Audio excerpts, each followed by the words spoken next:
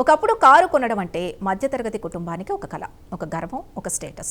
కానీ ఇప్పుడు అదే కారు కొనాలంటే ముందుగా పెట్రోల్ రేట్లు చూడాలి, తర్వాత ఈఎంఐ లెక్కలు వేసుకోవాలి, చివరికి ఇంకొంచెం ఆగుదామా అని కుటుంబం సమావేశం పెట్టుకునే పరిస్థితి కనిపిస్తోంది. ఒకవైపు చమురు ధరల షాక్, మరోవైపు కార్ల ధరల పెంపు ఇప్పుడు మధ్యతరగతి జేబుపైనే నేరుగా ప్రభావం చూపుతున్నాయి. జూన్ నుంచి కార్ల ధరలు మళ్లీ పెరుగుతూ ఉండడంతో కారు కొనడం విలాసమా, అవసరమా అన్న ప్రశ్న మళ్లీ చర్చకొచ్చింది. అసలు కార్ల ధరలు ఎందుకు పెరుగుతున్నాయి? పెట్రోల్ బాదుడు మధ్య కొత్త కారు కొనడానికి జనం వెనక్కి తగ్గుతున్నారా? భారత ఆటోమొబైల్ మార్కెట్ ముందు ఇప్పుడు ఏ సవాల్ నిలిచింది? ఈ కథనంలో తెలుసుకుందాం.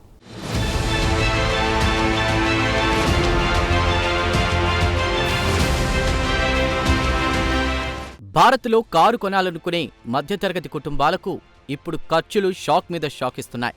ఒకవైపు పెట్రోల్, డీజిల్ ధరలు వరుసగా పెరుగుతుంటే మరోవైపు కార్ల ధరలు కూడా పెరగబోతున్నాయన్న వార్తలు వినియోగదారులను ఆలోచనలో పడేస్తున్నాయి. ఇప్పటి వరకు ఈ ఏడాది కారు కొనాలి అనుకున్న కుటుంబాలు కూడా ఇప్పుడు కొంచెం ఆగుదామా అన్న లెక్కలు వేసుకునే పరిస్థితి కనిపిస్తోంది. ముఖ్యంగా ఈఎంఐలు, పెట్రోల్ ఖర్చులు, మెయింటెనెన్స్ అన్నీ కలిపి చూసుకుంటే కారు ఇప్పుడు అవసరమా లేక భారమా అన్న చర్చ మళ్లీ మొదలైంది.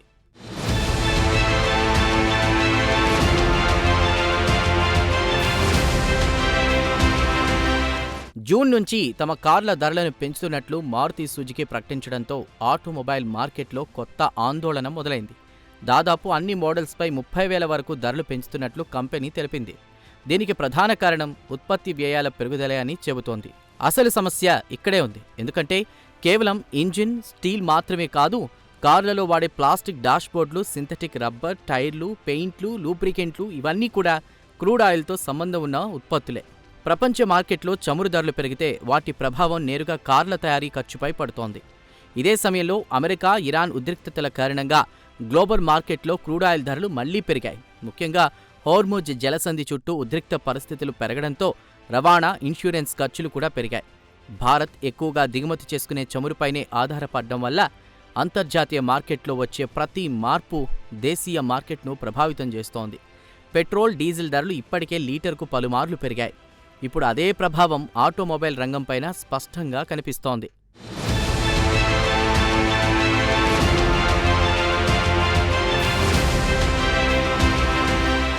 కార్ల తయారీలో వాడే స్టీల్, అల్యూమినియం, ఎలక్ట్రానిక్ కాంపోనెంట్లు, దిగుమతి విడిభాగాల ధరలు కూడా పెరుగుతున్నాయి. పైగా రవాణా ఖర్చులు పెరగడం మరో భారంగా మారింది. దీంతో కంపెనీలు ధరలు పెంచకుండా ఉండలేని పరిస్థితి వచ్చిందని పరిశ్రమ వర్గాలు చెబుతున్నాయి.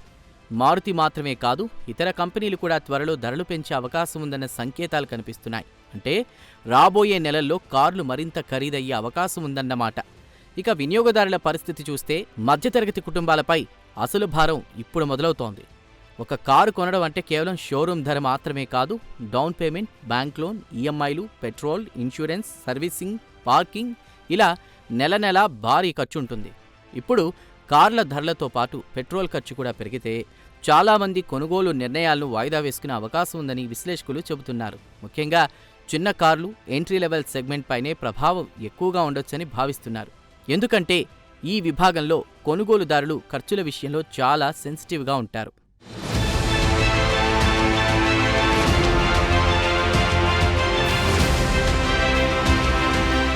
మరోవైపు ఇంకో పెద్ద ఆందోళన ఈఎంఐల గురించి ఉంది. ద్రవ్యోల్బణం పెరిగితే ఆర్బీఐ వడ్డీ రేట్లు పెంచే అవకాశం ఉందని ఆర్థిక వర్గాలు అంచనా వేస్తున్నాయి. అలా జరిగితే కారు లోన్లు కూడా ఖరీదవుతాయి. అంటే ఒకవైపు కారు ధర పెరుగుతుంది, మరోవైపు ఈఎంఐ కూడా పెరుగుతుంది. అదనంగా పెట్రోల్ ఖర్చు కూడా పెరుగుతుంది. ఈ మూడు కలిసి మధ్యతరగతి వినియోగదారుని వెనక్కి తగ్గించే ప్రమాదం కనిపిస్తోంది. ఇలాంటి పరిస్థితుల్లో కొంతమంది వినియోగదారులు ప్రత్యామ్నాయాల వైపు చూస్తున్నారు. ముఖ్యంగా సిఎన్జి కార్లు, హైబ్రిడ్ మోడల్స్, ఎలక్ట్రిక్ వాహనాలపై ఆసక్తి పెరిగే అవకాశం ఉందని మార్కెట్ వర్గాలు భావిస్తున్నాయి. అయితే ఈవీల విషయంలో ఇంకా ఛార్జింగ్, మౌలిక వస్తువులు, అధిక ప్రారంభ ధరలు వంటి సవాళ్లున్నాయి. అందుకే తక్షణ ప్రభావం మాత్రం కొనుగోలు వాయిదా రూపంలో కనిపించే అవకాశం ఉందని అంచనాలున్నాయి.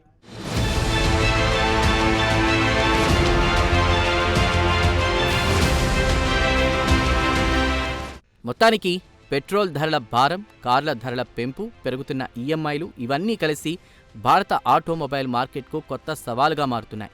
ఒకప్పుడు మధ్యతరగతి కుటుంబానికి కారంటే ఎదుగుదలకు గుర్తు. కానీ ఇప్పుడు అదే కారు ఖర్చుల లెక్కల్లో చిక్కుకున్న పెద్ద నిర్ణయంగా మారుతోంది.